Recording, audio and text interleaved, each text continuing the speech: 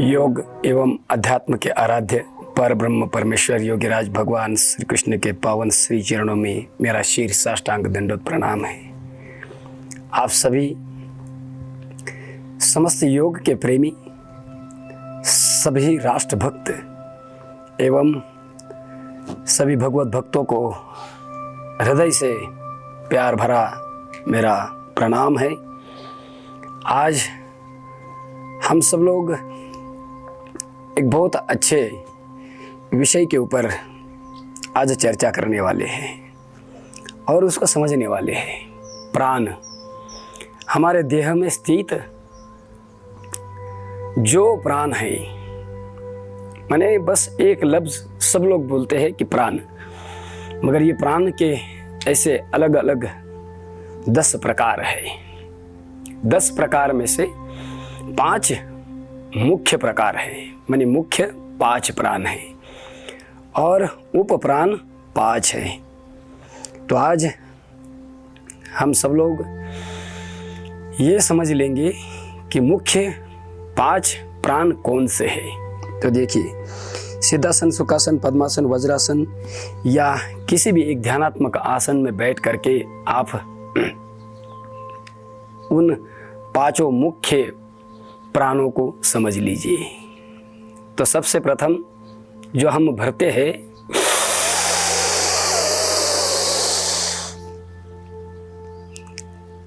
यह हमारा होता है प्राण। प्राण कंठ से लेकर के हृदय तक जो शक्ति कार्य करती है उसको प्राण कहते हैं।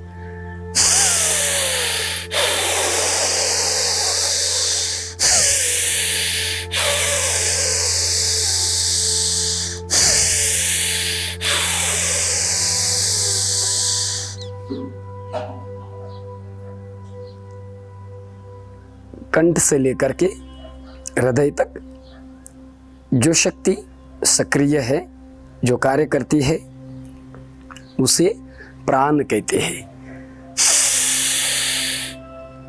वैसे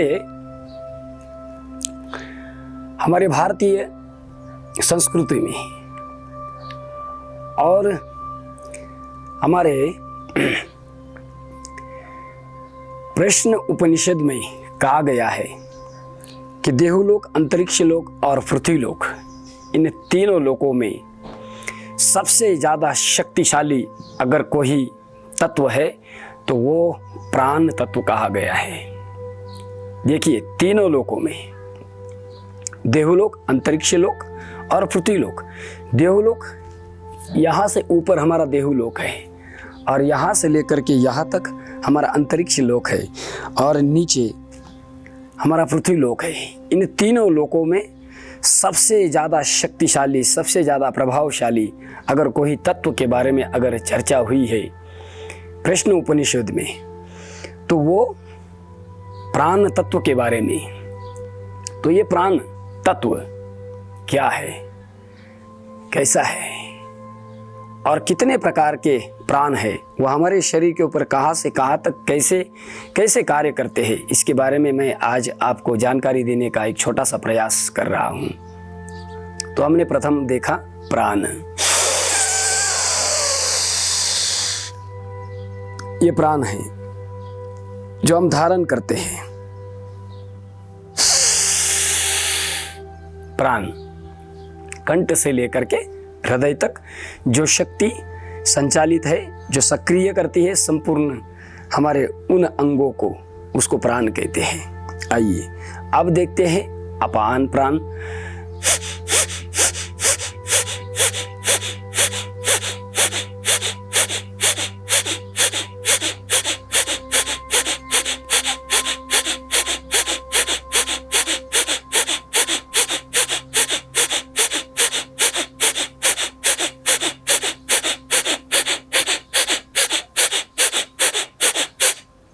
यह अपान प्राण है, माने नाभि से मूलाधार तक, नाभि से मूलाधार तक। और वैसे तो कहा जाता है, सादे सीधी भाषा में कहा जाता है कि नाभि से नीचे पैर के तलुओं तक या पैर के अंगूठे तक जो शक्ति कार्य करती है उसे अपान प्राण कहते हैं। यह था अपना दूसरा प्राण।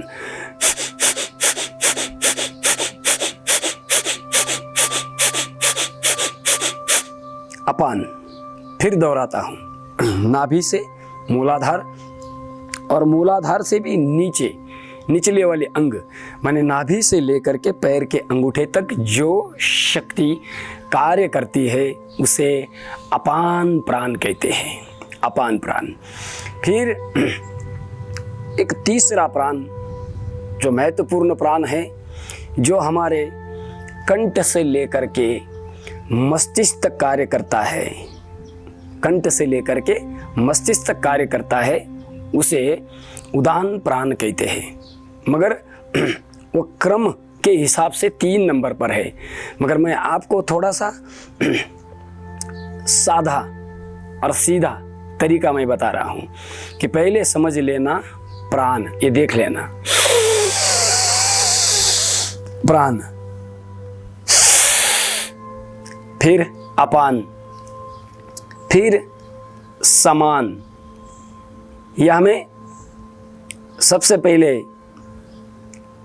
बताया गया जब हम स्वामी जी महाराज के सानिध्य में 1999 में थे, तो एकदम बच्चों के जैसे गुरुकुल में बच्चों को सिखाया जाता है कि ये, क्योंकि ध्यान में कैसे बैठेगा, क्योंकि कई लोग तो समझते ही नहीं, सब उल्टा पुल्टा बोलते रहते हैं और प्राण को सीक्वेंस से भी उनको बोलना आता नहीं।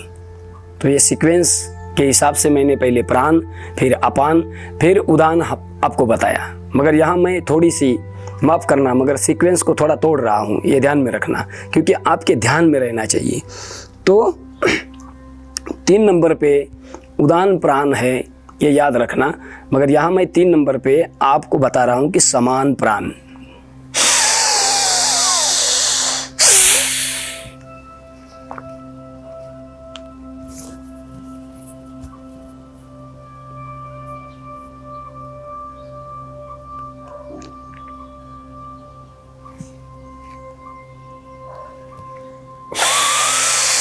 समान प्राण जो हमारे नाभि से लेकर के हमारे हृदय तक जो कार्य करता है उसको समान प्राण कहते हैं। देखना, वो बाह्य प्राणायाम करता है उसको समान,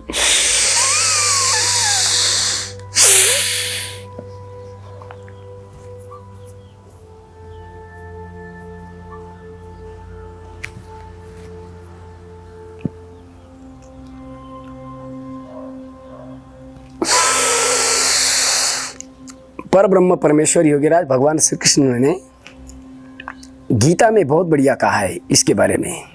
प्राणा अपान समायुक्तम पचज्ञानम चतुर्विधम सर्वस्य चाहम हृदय सन्निविष्टो।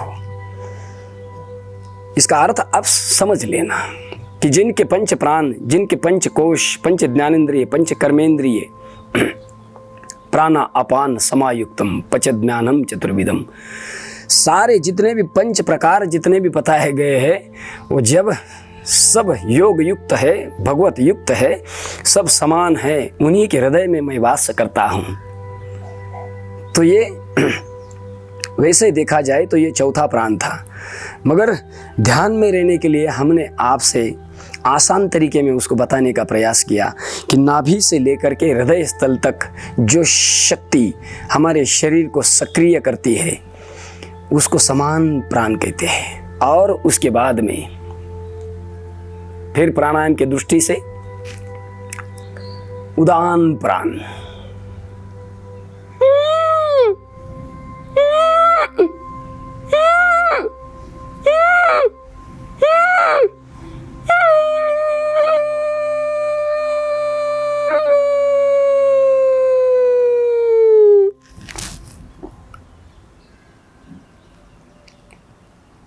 वैसे तो क्रम की दृष्टि से ये तीसरा प्राण होता है हमारा उदान प्राण,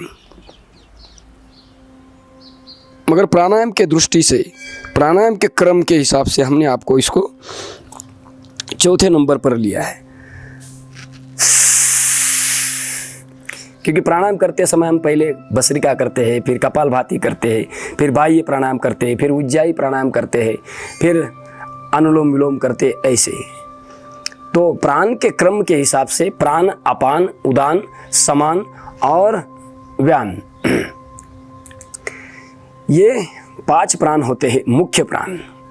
मगर प्राणायाम की दृष्टि से प्राण को सक्रिय करता है भस्त्रिका,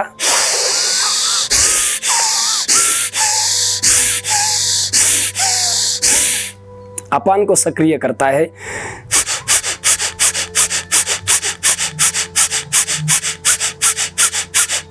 कपालभाति, समान प्राण को सक्रिय करता है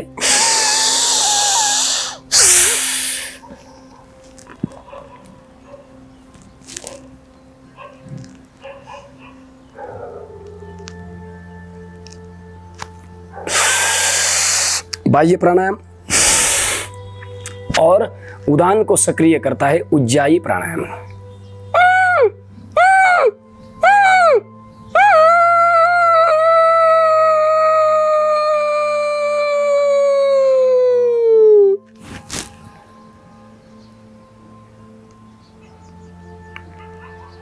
कंठ से लेकर के मस्तिष्क तक, आज मैं आपको उसको खाली स्थान और मुख्य 5 प्राण बता रहा हूं।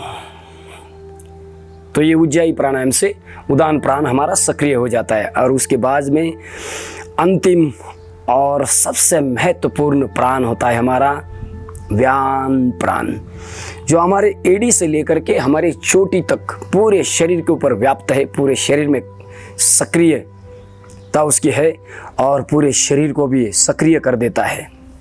वो सक्रिय होता है माने स्वस्थ होता है, सक्रिय, संचालित, ये जो भी शब्द मैं आपको बोल रहा हूँ, इसका अर्थ ये है कि पूरे शरीर को कैसे कैसे स्थान के हिसाब से कैसा कैसा कौन सा प्राण आपको सक्रियता देता है, माने एक्टिव करता है। तो अनुलोम विलोम,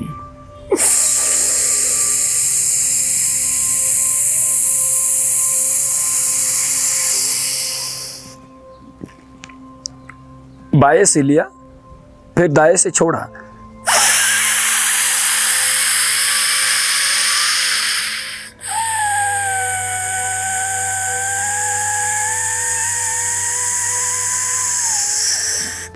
फिर दाएं से धारण हुआ,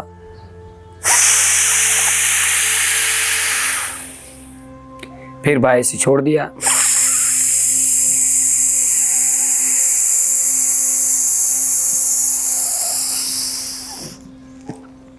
बाएं से लेना, दाएं से छोड़ना, फिर दाएं से लेना,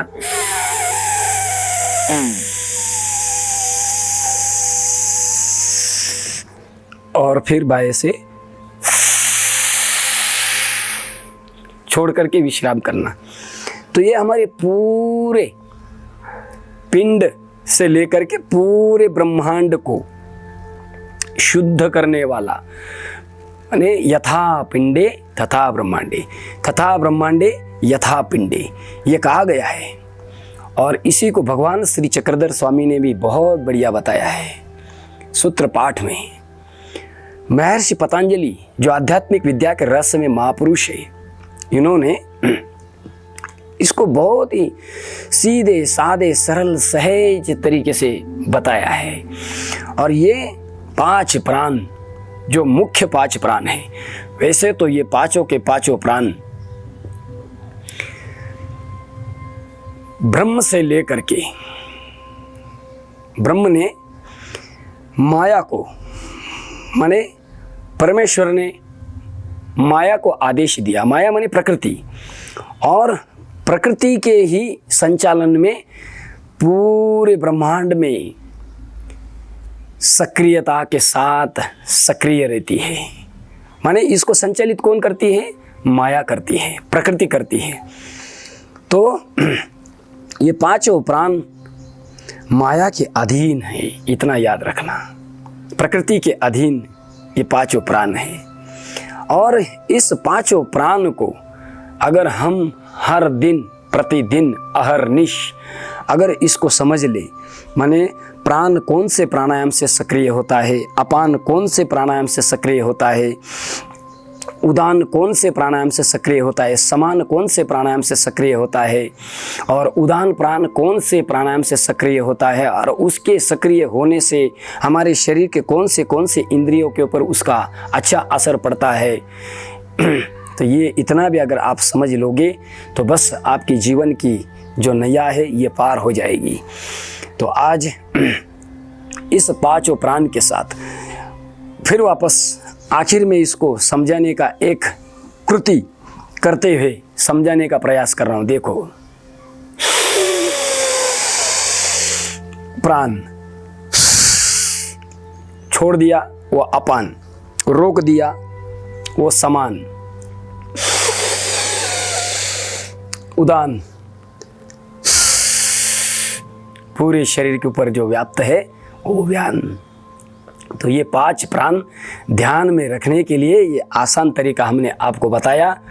तो परम पूज्य प्रातस्मरणीय योग ऋषि स्वामी जी महाराज एवं परम पूज्य प्रातस्मरणीय आयुर्वेद शिरोमणि आचार्य श्री के दिशा निर्देशानुसार पतंजलि योग विद्यापीठ हरिद्वार के तत्वानुसार नासिक जिला पतंजलि योग समिति के माध्यम से मैं गोकुल जी आप सबको इस प्राण शक्ति से अवगत कराने का मैं प्रयास कर रहा हूँ। नासिक जिला पतंजलि योग समिति के माध्यम से इस योग की गंगा को मैं घर घर आपके द्वार द्वार आपके हृदय हृदय तक पहुंचाना चाहता हूं। और आपको अच्छा लगे तो मेरा ये वीडियो आप ज़रूर लाइक करना। अगर मेरा ये पुरुषोत्तम चैनल आप ज़रूर सब्सक्राइब करना, ताकि मेरा जोश और मेरा होश, मेरी उम्मीद, मेरी उमंग और मेरा उत्साह ऐसा ही प्रतिदिन बना रहे। यही मंगल कामनाओं के साथ आज के इस सेवा को मैं यहीं पर विराम देता हूं। अगले वीडियो में फिर मिलेंगे, तब तक के लिए मुझे इजाज़त दीजिए। तब तक ओम शांति शांति शांति।